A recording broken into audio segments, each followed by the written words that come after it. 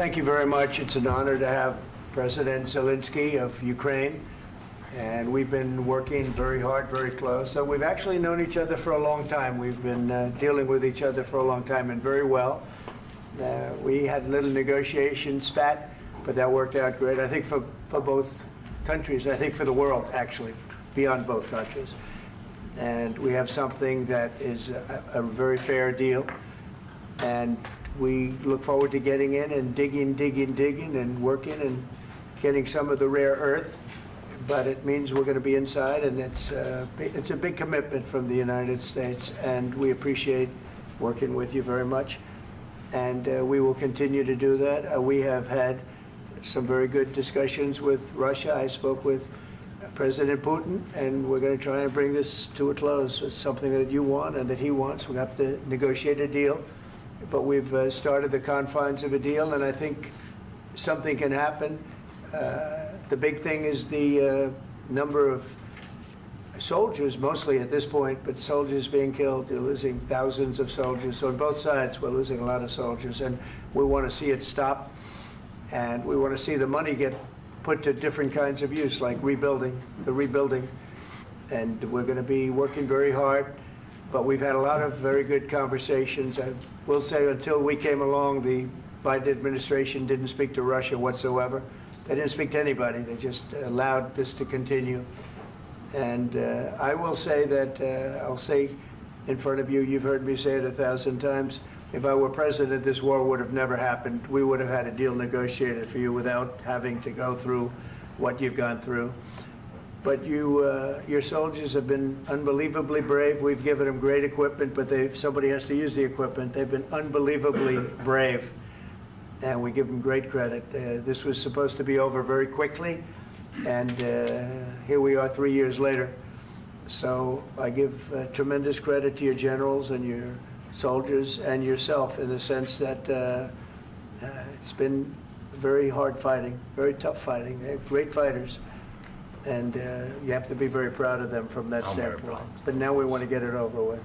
It's enough, right? We want to get it over with. So it's an honor to have you here. Thank you very much for coming. We're going to sign the agreement at the conference in the East Room in a little while, right after lunch.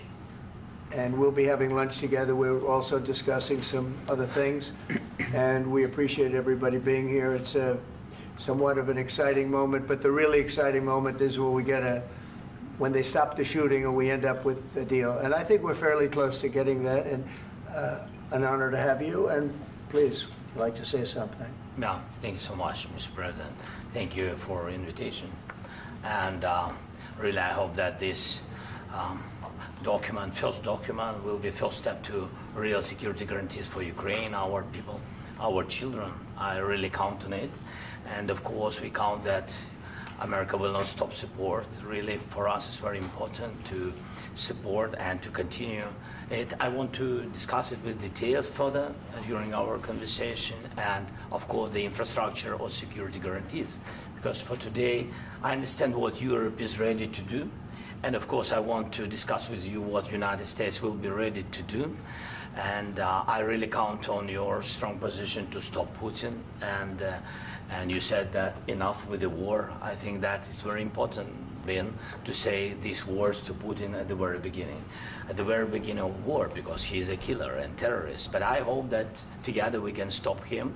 But for us, it's very important to, to save our country, our values, our freedom and democracy, and of course, no compromises with the killer about our territories. But it will be later.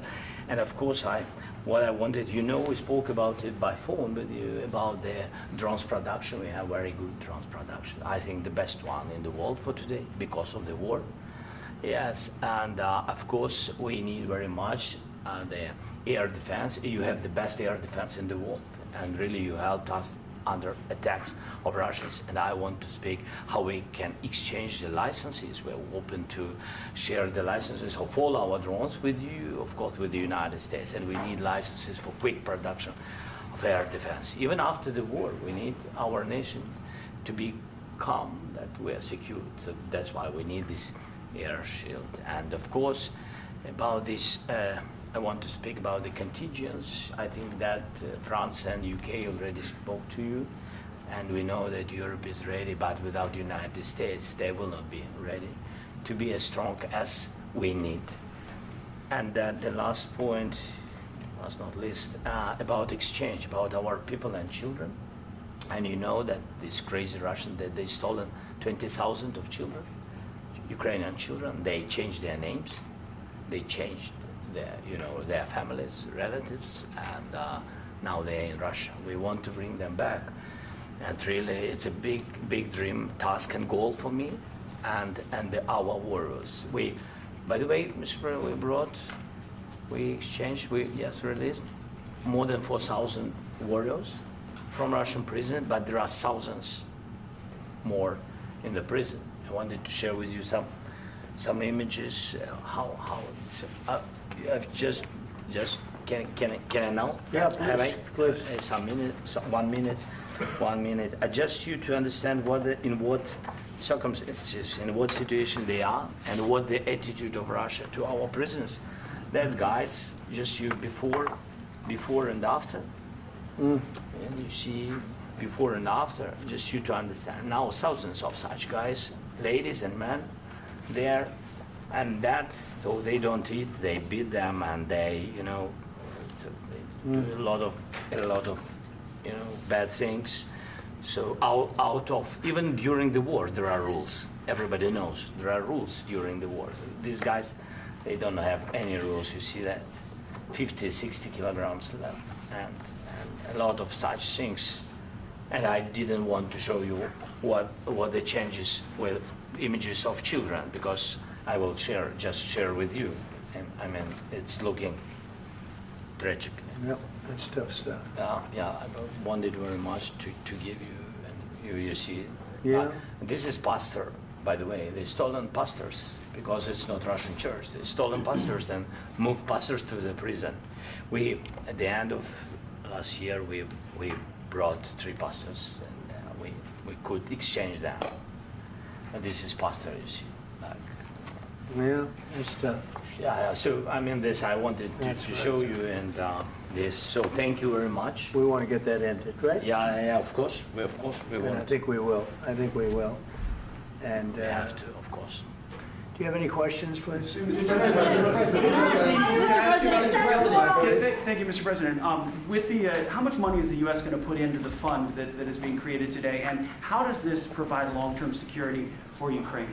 Well, we don't know exactly how much, because we're going to be putting some money in a fund that we're going to get from the raw earth that we're going to be taking and sharing in terms of revenue. So it's going to be a lot of money will be made from the sale and from the use of raw earth. And as you know, our country doesn't have much raw earth. We have a lot of oil and gas, but we don't have a lot of the raw earth. And what we do have is protected by the environmentalists, but that can be unprotected, but still it's not very much. They have among the best in the world in terms of raw earth. So we're going to be using that, using it for all of the things we do, including AI and including weapons and the military, and it's really going to very much satisfy our needs. So it's something that just worked out really well. We have a lot of oil, and we have a lot of gas, we have a lot, but we don't have raw earth. So this has just about every component of the raw earth that we need for computers, for all of the things we do. This puts us in great shape. And on long-term security for Ukraine, how does this provide it? I think they're going to have great luck. I think once we make the agreement, that's going to be 95% of it. They're not going to go back to fighting. I've spoken with President Putin, and I feel very strong. I've known him for a long time, and I feel very strongly that they're very serious about it, and we'll make a deal. And when the deal is made, I don't think, we talk about security. Everyone's talking about the other day, all they talked about was security. I said, let me make the deal first. I have to make the deal first. I don't worry about security right now. We have to have a deal, because right now, last week, 2,000 soldiers died on both sides. 2,000. And they're losing 1,000, 2,000, 3,000 a week. So as we sit here and we talk, people are getting shot and dying on the battlefield. And, you know, they're not American soldiers, but they're Russian soldiers and they're Ukrainian soldiers, and we want to be able to stop it.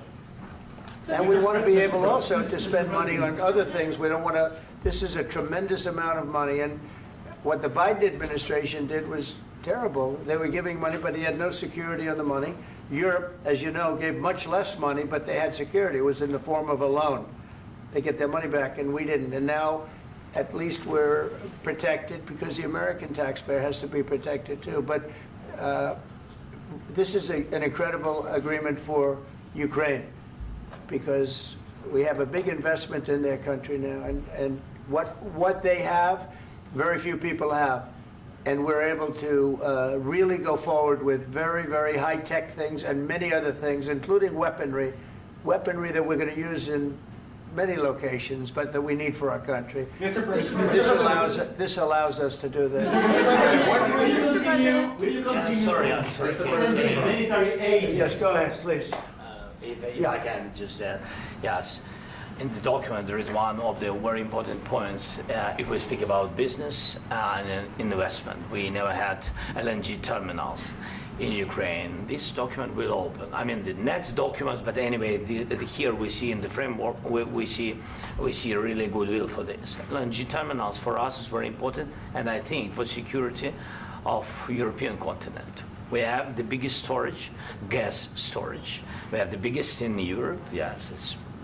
Yes, and we can use it for LNG, use it for LNG, and we will do it. And really, we can help Europe because Europe really helped. President Trump said that they made less support, but they are our friends, and they are our very supportive partners. They really gave a lot, Mr. President. They did. They gave a lot, but they gave much less. No. Much less. No. No. No. Okay. Okay.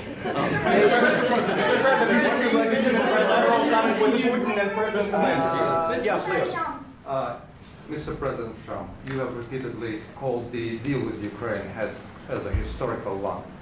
And as a President of the United States, you make historical decisions in other issues which affect America and other world. So what place in the world history do you want to take? And do you associate yourself with any famous historical figures? Yeah, I'd say George Washington, Abraham Lincoln. I would say I'm far superior to George Washington and Abraham Lincoln. Now, you know I'm only kidding, right? Because when I say that, the fake news is going to go wild. They're going to say he considers himself to be better than Washington. But you never know. You never know. I don't compare myself to anybody. I'm here to do a job.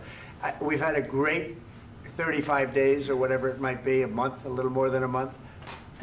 We've accomplished tremendous amounts. Not only this would be a very great achievement if we could get the war stopped and get them back to normalization. I think that's going to happen.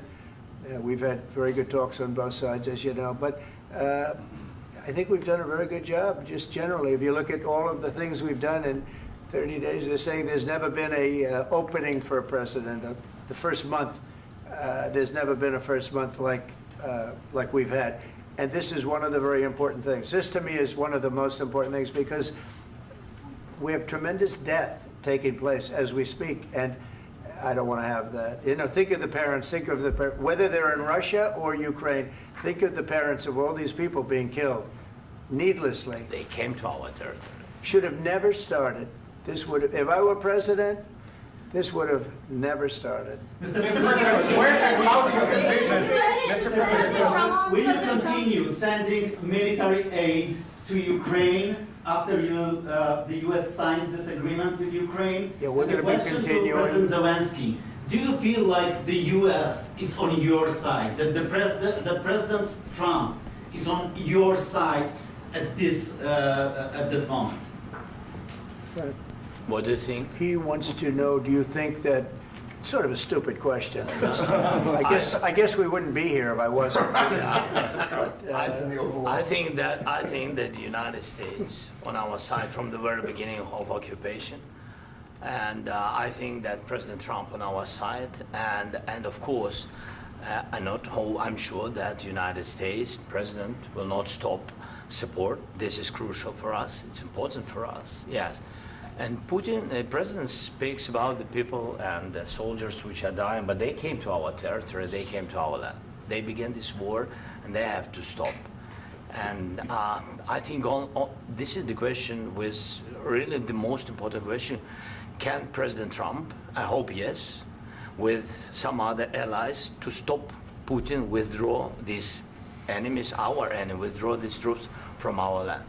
And I think that you asked about the history, I think that if President, or when, he will stop Putin, if President Trump will bring peace to our country, I think he will be on this wall. I think. We've had very, very good talks. What about military aid to Ukraine? President Zelensky just said that there will be no compromises with Vladimir Putin. I just wanted to ask both of you, firstly, are there compromises that you think that President Zelensky is going to have to make? And President Zelensky, is there anything that you might be thinking that you may be able to offer or bring to the table, for example, elections? Thank you. I think you're going to have to always make compromises. You can't do any deals without compromises. So certainly he's going to have to make some compromises, but hopefully they won't be as big as some people think you're going to have to make. That's all. That's all we can do. I'm here as an arbitrator, as a mediator to a certain extent between two parties that have been very hostile, to put it mildly. They've been very hostile. There's been a vicious war. There's been a vicious war. You know, it's a very level battlefield, and those bullets go out, and as I've said many times, we were talking about it with Pete, many times the only thing stopping those bullets is a human body. And in the case we're talking about, generally young human bodies are stopping a lot of bullets. It's dead level. That's why it's great farmland. It's great land. It's great farmland, but there's very little protection against the bullets that are being, and other things that are being shot. So all I can do is see if I can get everybody at the table and get an agreement. And I think we're going to end up with an agreement. Otherwise, I wouldn't probably be even here today. Mr. President, I've got two questions for you. You think ultimately your legacy will be the peacemaker and not the president that led this country into another war and ended foreign wars? And I've got a question. I hope it will. I mean, I hope I'm going to be remembered as a peacemaker. This would be a great thing if we could do this. I'm doing this to save lives more than anything else. Second is to save a lot of money, but I consider that to be far less important. So I hope I'm going to, thank you, Brian, for that question. It was a nice question. I hope I'll be known and recognized as a peacemaker. This would be a great thing to solve. This is a very dangerous situation. You know, this could lead to a third world war. This was headed in the wrong direction. If this election were lost, if we didn't win this election, and by the way, we won it by a lot. That was a mandate. We won every swing state. We won the popular vote by millions and millions of votes. We won everything. The districts, you look at the areas of red, take a look at a map. This was a big mandate, and this was one of the things. I said, we're going to get this thing settled. If we didn't win, I think this could have very well ended up in a third world war, and that would not have been a good situation. What was your second question? And my second question for President Zelensky, why don't you wear a suit? You're at the highest, why don't you wear a suit? You're at the highest level in this country's office, and you refuse to wear a suit. Just want to see if do you own a suit? Yeah, problems. A lot of Americans have problems with you not respecting the dignity of this office. I will wear a costume after this war will finish. Okay. Yes, maybe one. Maybe something like this. Something like yours. Yes. That'd be great. Maybe something better. I don't know. We will see. Maybe something cheaper than. Yeah. Thank you. Thank you. President Trump. Thank you, President Trump. You said yesterday that you have. Are you going to send more arms to Ukraine in case there's no peace? Yeah, we're going to have arms to Ukraine, yeah, sure. Hopefully I won't have to send very much, because hopefully we're going to have it finished. We're looking forward to finishing this quickly. We're not looking forward to sending a lot of arms. We're looking forward to getting the war finished so we can do other things. But we very much appreciate the agreement, because we needed what they had, and we're treating, you know, our country is now treated fairly. Biden didn't do that. He didn't know what the hell he was doing. This should have never happened. This should have never started. But you know, sure, the answer is yes, but hopefully we won't have to send much, because I'm looking forward to getting it done quickly, very quickly. Does that mean you'll provide security guarantees, Mr. President? I don't want to talk about security yet, because I want to get the deal done. You know, you fall into the same trap like everybody else. A million times you say it over and over. I want to get the deal done. Security is so easy. That's about 2% of the problem. I'm not worried about security. I'm worried about getting the deal done. The security is the easy part. Security is very nice. Everybody stopped shooting. And now will Europe put people there? I know France is going to. I know the UK is going to. I know other countries are going to, and they happen to be right next door. We haven't committed, but we could conceivably. You know, we have security in a different form. We'll have workers there digging, taking the raw earth so that we can create a lot of great product in this country. So in that sense, you have something, but we haven't determined that yet. I will say, in speaking to France and in speaking to, and they were here, as you know, last week and just the other day, they have committed to a lot of security. I don't think you're going to need much security. I think once this deal gets done, it's over. Russia's not going to want to go back, and nobody's going to want to go back. When this deal ends, I really believe this deal is going to be over. Question? Yeah, please go ahead. Go ahead. Thank you, sir. Mr. President, thank you. You had both Macron and Keir Starmer at the White House this past week, both of whom praised your courage and conviction to lead the pathway towards peace. Yes. Part of that involved, though, re-engaging Russia in diplomatic relations, something that previous leaders lacked the conviction to do so. What gave you the moral courage and conviction to step forward and lead that? Well, I love this guy. Who are you with? One American News, sir. Well, that's why I like him. One American News does a great job. I like the question. I think it's a very good question. It's a pathway to peace. It's a pathway to getting something solved. And I feel that as the head of this country, I have an obligation to do that. Plus, you know, we're very much involved. We got involved. It's too bad we got involved, because there should have been no involvement, because there should have been no war. And there shouldn't have been October 7th. That would have never happened. As you know, Iran was broke.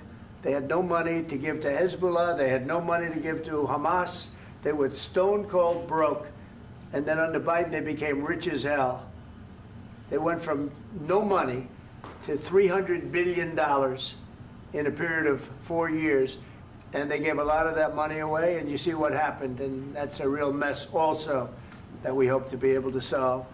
But no, I appreciate your question very much. It's just, I feel I have an obligation to try and do something to stop the death. If I can answer, yes, if I can answer, Please, sorry, go ahead.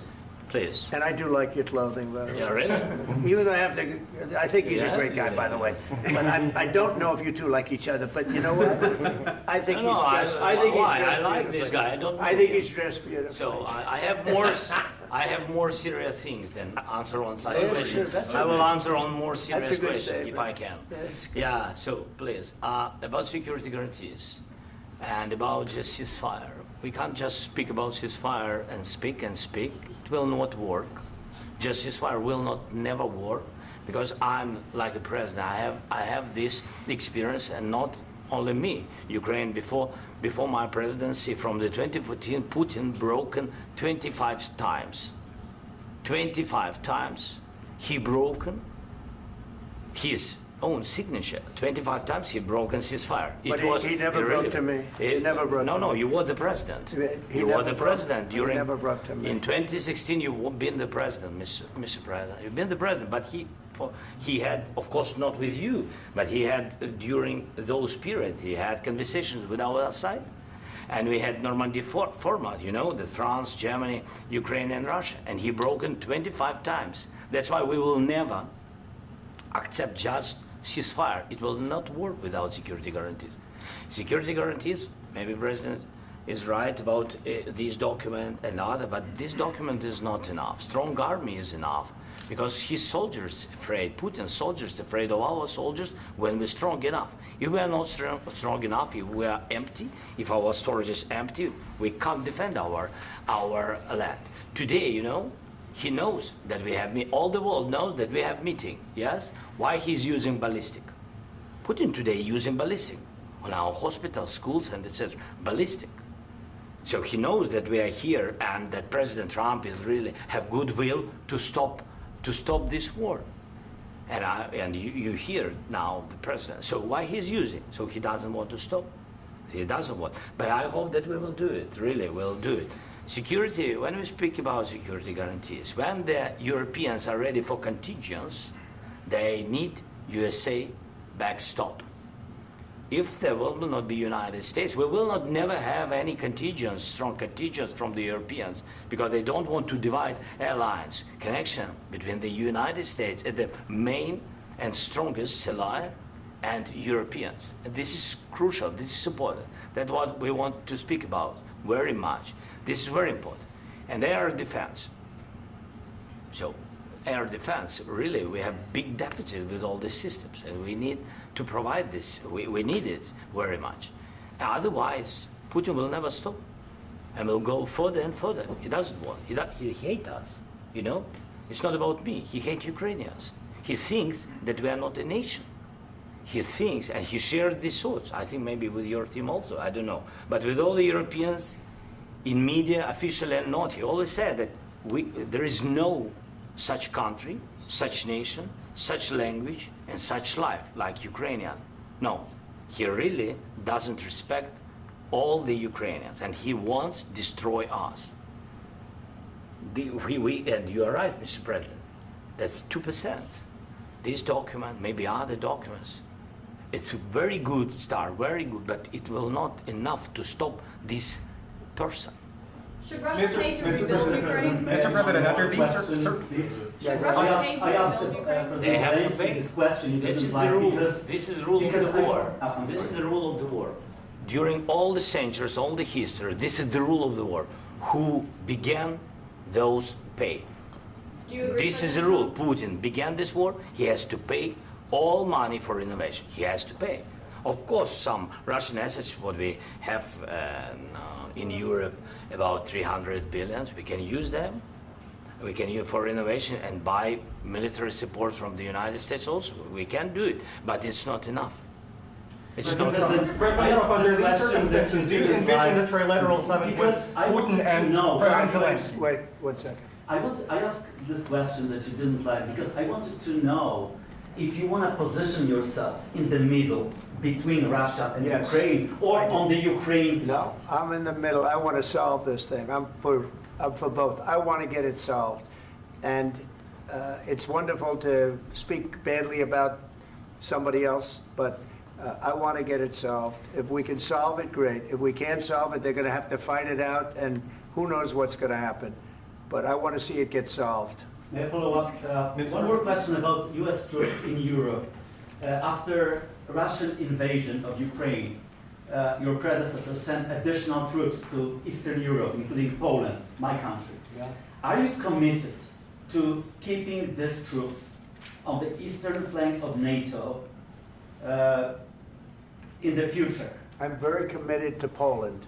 I think Poland has really stepped up and done a great job for NATO. They, as you know, they paid more than they had to.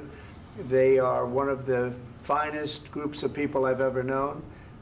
I'm very committed to Poland. What about Baltics? Poland's in a tough neighborhood, you know. What about the Baltics? The Baltics, they got a lot of, it's a tough neighborhood too, but we're committed. We're going to be very committed, and we're committed to NATO.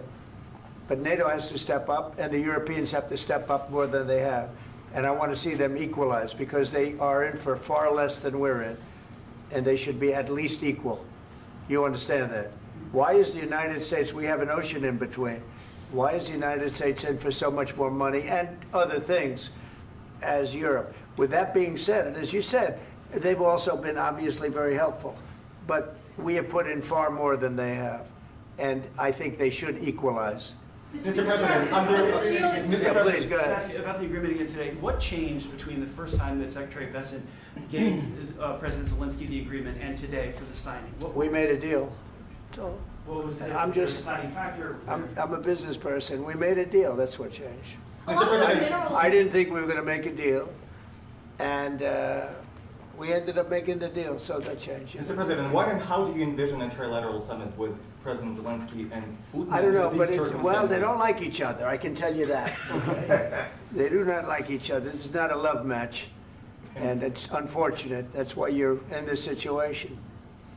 The United States should not have allowed this to happen, okay? The United States, run by a man that didn't know much, I'm going to be very nice, run by an incompetent person, very incompetent person, should never have allowed this to happen. I've stopped wars. I've stopped many wars. My people will tell you, I stopped wars that nobody ever heard about. I stopped wars before they ever started. You can look at some of, I could give you a lot of nations that would tell you right now they were probably going to war. I could tell you right now there's a nation thinking about going to war on something that nobody in this room has ever even heard about. Two smaller nations, but big, still big. And I think I've stopped it. But this should have never happened. Mr. President, Sorry, just a second. About any negotiations. First of all, I want really to tell you, and I think that everybody understands that Ukraine, more than Ukrainians, nobody wants to stop this war. But at the future, any negotiations, it's understandable that two sides of the war, not Russia and the United States, because this is not the war between Russia and the United States. This is war of Russia against Ukraine and Ukrainian people. So these two sides will be at the will be at the negotiation table. Then of course United States, like the strongest partner of the Ukraine, and of course Europe. I think Europe is very important. I want to speak about it with the president. Yes, Europe is very important for us because we really defend Europe for today. All Europeans really recognize that we are defending line, and they have real life, and our people are dying. That's why they helped us. And also, it's about the NATO. Yes, between, like the president said, you have big, nice ocean. Yes, between us. But if we will not stay, Russia will go further to Baltics and to Poland, by the way. But first to the Baltics. It's understandable for them because they've been in the USSR. You know, they've been one of the republics of the USSR, and Putin wants to bring them back to his empire. It's a fact. And when he will go there, if we will not stay, you will fight. Your American soldiers, it doesn't matter, do you have ocean or not, your soldiers will fight. Mr. President, would you be willing to visit Ukraine, maybe Kyiv or Odessa, which is known to be a dirty area with Black Sea? It was my question. I'm sorry. I don't want to talk about Odessa now. Let's not talk about Odessa. I want to talk about making a deal, getting peace. We don't have to talk about Odessa, but a lot of cities have been destroyed. A lot of cities that are not recognizable. There's not a building standing. No, and a lot of things Mr. President, you have to come and to look. No. We have very good cities. Yes, a lot of things have been destroyed, but mostly cities alive, and people work, and children go to school. Sometimes it's very difficult. Sometimes closer to front line, children have to go to underground schools or online, but we live. Ukraine is fighting, and Ukraine lives. This is very important. And maybe it's Putin is sharing this information that he destroyed us. No, he lost 700,000 people, 700,000 soldiers. He lost everything. Yes. So. Mr. President, one more. I mentioned Poland. Please, go ahead. When did you last speak with President Putin, and what did he say that? A couple of days ago. And what did he tell you that gave you the assurance that he wanted peace? Well, that's what I do. My whole life is deals. I know pretty good. And I've known him for a long time. I've dealt with him for a long time. He had to suffer through the Russia hoax. You know, Russia was a hoax. It was all Biden. It was nothing to do with him. So he had to suffer through that, and he was able to do that. I think that he wants to make a deal, and he'd like to see it end. That's all I do. That's what I do. My whole life, that's what I do, is make deals. And I'm in the middle of a mess, because this is a real mess. It's a very dangerous one. If this doesn't get solved now, it's not going to get solved for a long time. So I hope we're going to get it solved. In the back, please. Thank you, Mr. President. Prime Minister Starmer claimed repeatedly that his government believes in free speech and was not engaged in censorship. But his country's government arrests people for memes and thought crimes, and even more worrisome is pressuring American companies to censor Americans on its behalf. How can he be a reliable, trustworthy partner when he says things that are demonstrably false on such an important topic? Well, we actually spoke to him about that yesterday, and we thought they took it very, very much too far. JD was very strong on it. So was I. So was Marco. And we've been speaking to him about it. Marco, would you like to say something about that? Yeah, we have concerns, obviously, with the conduct of theirs, particularly as it impacts Americans. And there's real concern that American speech, which is online, could fall into the hands of British or any country's jurisdiction. And so this is a point the Vice President made at Munich, and I think it's a very compelling one, that what unites us with Europe, as much as anything else, is these shared values, and one of them being free speech. And so if Americans are threatened by it, we're going to need to take action in that regard. Mr. President. It's actually a very important question. We spoke about this in detail with the Prime Minister, the Foreign Secretary, and others at lunch yesterday. And I know that Secretary of Commerce Lutnick followed up in private meetings last night. This is really important. We believe Americans have the right to speak their mind, even if we in this room disagree with them. They have the right to speak their mind in the public square, which is often online these days. And we're going to defend that right as it pertains to American companies and American citizens vigorously if we have to. I do think that under the President's leadership, we're going to find common ground with our friends in the UK on this question, but it remains to be seen. The principle that will guide us is we believe in free speech in this country, and we'll fight for it for American citizens. Mr. President, on the deal, is there any other oil and gas component to the deal? Is it all critical? A little bit. We'll see. On LNG? But we're not really looking for that so much. We got a lot. We have more than anybody in the world, by far. So no, we're not talking about it too much, but a little bit. I think it affects also, but for the most part, no. And sir, is there any agreement from Ukraine to purchase U.S. LNG as part of the deal, or is that on the table at all? No, we don't need that. Mr. President, I just wanted to ask you about, you just mentioned that you'd spoken to Vladimir Putin a couple of days ago. Just to be clear, that's a new call, not the one that you... I've spoken to him on numerous occasions. Okay. And how was the latest call? What did you discuss? How did it go? Are you serious with that question? I am. I'd love to know. It went well. I think we're going to have a deal. On the minerals deal, Mr. President, some of those minerals are in the east of Ukraine, not far from the front lines and in areas that Russia has occupied. Will you direct President Putin to withdraw his forces from those areas if there's U.S. interest? Well, we'll take a look at the time. We have a lot of area. It's a very big area we're talking about, so we'll take a look. I'll study that and I'll see. And who would protect those minerals if they are U.S. interests? Would that be Ukrainian forces? They'll be protected. The agreement will protect them. U.S. The agreement, yeah, we're signing an agreement. Right, but what if Russia tries to invade or there's Russian aggression in those spots? I just told you, I don't think that's going to happen. And if that were going to happen, I wouldn't make a deal. If I thought that was going to happen, I wouldn't make a deal. Some people may wonder why... You know, they ought to focus on CNN on survival, not asking me these ridiculous questions. Focus on surviving, because CNN's got such low ratings, I don't think they're going to survive. Let's go. Please, go ahead. I already mentioned Poland. Poland was under Russian control for decades after the Second World War. When I was a kid, I looked at the United States not only as a most powerful country, richest country in the world, the country that has great music, great movies, great muscle cars, but also as a force for good. And now I'm talking with my friends in Poland, and they are worried that you align yourself too much with Putin. What's your message for them? Well, if I didn't align myself with both of them, you'd never have a deal. You want me to say really terrible things about Putin and then say, "Hi, Vladimir, how are we doing on the deal?" That doesn't work that way. I'm not aligned with Putin. I'm not aligned with anybody. I'm aligned with the United States of America and for the good of the world. I'm aligned with the world. And I want to get this thing over with. You see the hatred he's got for Putin. It's very tough for me to make a deal with that kind of hate. He's got tremendous hatred. And I understand that, but I can tell you the other side isn't exactly in love with, him either. So it's not a question of alignment. I'm aligned with the world. I want to get the thing set. I'm aligned with Europe.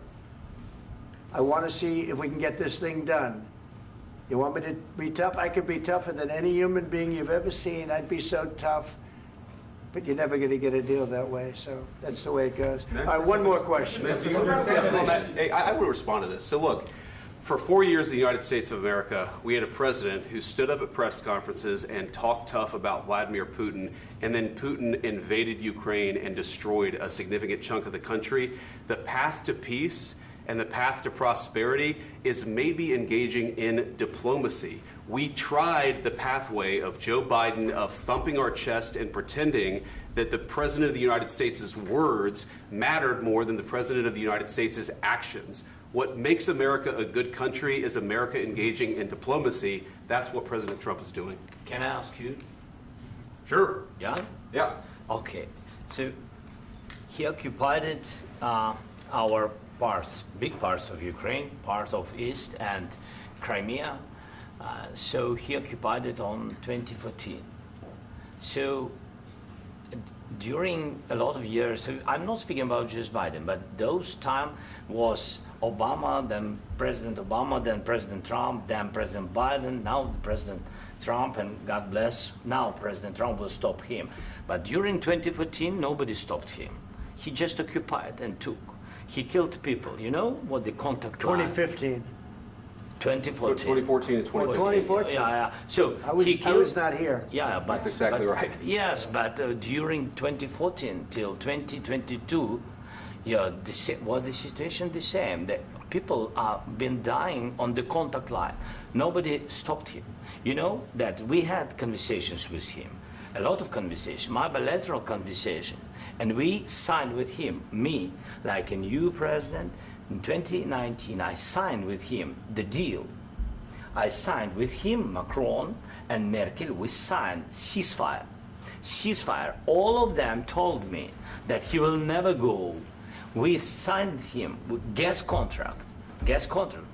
Yes, but after that, he broken this ceasefire. He killed our people and he didn't exchange prisoners. We signed the exchange of prisoners, but he didn't do it. What kind of diplomacy, JD, you are speaking about? What do you mean? I'm talking about the kind of diplomacy that's going to end the destruction of your country. Yes, but if you Mr. President, with respect, I think it's disrespectful for you to come into the Oval Office and try to litigate this in front of the American media. Right now, you guys are going around and forcing conscripts to the front lines because you have manpower problems. You should be thanking the President for trying to bring an end to this conflict. Have you ever been to Ukraine that you say what problems we have? I have been to. Count once. I've actually watched and seen the stories, and I know what happens is you bring them on a propaganda tour, Mr. President. Do you disagree that you've had problems bringing people into your military? And do you think that it's respectful to come to the Oval Office of the United States of America and attack the administration that is trying to prevent the destruction of your country? A lot of questions. Let's start from the beginning. Sure. First of all, during the war, everybody has problems, even you, but you have nice ocean and don't feel now, but you will feel it in the future. God bless. You don't know that. God bless. You don't God know bless. that. You will not have a war. Don't tell us what we're going to feel. We're trying to solve a problem. Don't tell us what we're going to feel. I'm not telling you. Because I'm you're in no answering on position this to question. dictate that. That's Remember exactly what this. you're doing. You're in no position to dictate what we're going to feel. You We're going to feel very you will good. Feel influenced. We're going to feel very I'm good and telling very you, strong. You will feel influenced. You're right now not in a very good position. You've allowed yourself to be in a very bad position, and he happens to be right about it. From the very beginning of the war. You're not in a good position. I You don't have the cards right now. With us, you start having I'm not playing cards. cards. Right now, you don't. I'm very You're playing serious, cards. Mr. President. You're I'm playing very cards. serious. You're I'm gambling the with the president lives in of war. millions of people. You think You're you- gambling with World War III. what you're You're thinking gambling about? with What you're World thinking War about? III. And what you're doing is very disrespectful to the country, this country. That's with back all to you. respect to your Far country. more than a lot of people said very they respect. should have. Have you said thank you once? This A lot entire of meeting? times. No, in this Even entire meeting, today. have you said thank Even you? today. You went to Pennsylvania and campaigned for the opposition in October. Offer some words of appreciation for the United States what of are you speaking America about? and the president who's trying to save your country. Please, you think that if you will speak very loudly about the war, you He's can... not speaking loudly. He's not Yeah. speaking loudly. Your country's Can I- in big can- trouble. Can I Wait a answer? minute. No, Can you've I done a lot answer? of talking. Your country is in big trouble. I know. You're not I winning. know. You're not winning this. You have a damn good chance of we are coming out staying, okay because of Mr. us. President, we are staying in our country, staying strong from the very beginning of the war. We've been alone, and we are thankful. I said thanks You haven't in been this alone. cabinet, You and haven't not been only alone. in this cabinet. We gave you, through I this said thank stupid you. president, $350 billion. You voted we gave for you your military president. equipment, You and you voted men for are your brave, president. but they had to use our military. What about West If you didn't have You our invited military me- equipment, You invited if me you to didn't speak. have our military equipment, this war would have been over in 2 weeks. In 3 okay? days, I heard it from Putin. In 3 days, this is something Maybe new. less. In 2 weeks, of course, yes. It's going to be a very hard thing to do business like this. I Again, tell you. just say thank you. I said a lot of times that thank there, you accept to that- American people. Accept that there are disagreements, and let's go litigate those disagreements rather than trying to fight it out in the American media when you're wrong. We know that you're wrong. But you see, I think it's good for the American people to see what's going on. I understand, sir. I think it's I very understand. important. That's why I kept this going so long. You have to be thankful. You don't have the I'm cards. thankful. You're buried there. Your people are dying. tell you You're again, running I low know. on soldiers. Don't- Listen, don't, please, you're running Mr. low on President. soldiers. It would be a damn good thing. Mr. And then President. then you tell us, I don't want a ceasefire. I don't want a ceasefire. I want to go and I want this. Look. If you could get a ceasefire right now, I tell you, you take it so the bullets stop flying and your men stop getting killed. Of course, we want to stop the war. But you're I saying said- you don't want a ceasefire. But I said to you, I want a ceasefire. with guarantees. Because you'll get a ceasefire faster than an agreement. Ask our people about ceasefire, what they think. That wasn't it doesn't with matter me. for you what That what wasn't is- with me. It That was wasn't with you. a guy named Biden, who was not a smart person. This That is was your, with, this that was is with your Obama. president. It was your president. Excuse me. That was with Obama, who gave you sheets, and I gave you javelins. Yes. I gave you the javelins to take out all those tanks. Obama gave you sheets. In fact, the statement is, Obama gave sheets and Trump gave javelins. You got to be more thankful, because let me tell you, you don't have the cards. With us, you have the cards. But without us, you don't have any cards. One more question to Mr. Vice President. I'm sorry. It's going to be a tough deal to make, Um, because the attitudes have to change. What if Russia breaks ceasefire? What if Russia breaks peace talks? What do you do then? I understand that it's a heated conversation right now. What are you but saying? what She's if asking, what if Putin Russia breaks the breaks ceasefire? What if anything? What if a bomb drops on your head right now? But they have Okay? broken ceasefire What if they broke it? many I don't know. They broke it with Biden, because Biden, they didn't respect him. They didn't respect Obama. They respect me. Let me tell you, Putin went through a hell of a lot with me. He went through a phony witch hunt where they used him and Russia. Russia. You ever hear of that deal? That was a phony Hunter Biden, Joe Biden scam. Hillary Clinton, Shifty Adam Schiff. It was a Democrat scam. And he had to go through that. And he did go through it. We didn't end up in a war. And he went through it. He was accused of all that stuff. He had nothing to do with it. It came out of Hunter Biden's bathroom. It came out of Hunter Biden's bedroom. It was disgusting. And then they said, oh, the laptop from hell was made by Russia. The 51 agents. The whole thing was a scam. And he had to put up with that. He was being accused of all that stuff. All I can say is this. He might have broken deals with Obama and Bush, and he might have broken them with Biden. He did, maybe. Maybe he didn't. I don't know what happened. But he didn't break them with me. He wants to make a deal. I don't know if you can make a deal. The problem is, I've empowered you to be a tough guy. And I don't think you'd be a tough guy without the United States. And your people are very brave. But you're either going to make a deal or we're out. And if we're out, you'll fight it out. I don't think it's going to be pretty, but you'll fight it out. But you don't have the cards. But once we sign that deal, you're in a much better position. But you're not acting at all thankful. And that's not a nice thing. I'll be honest, that's not a nice thing.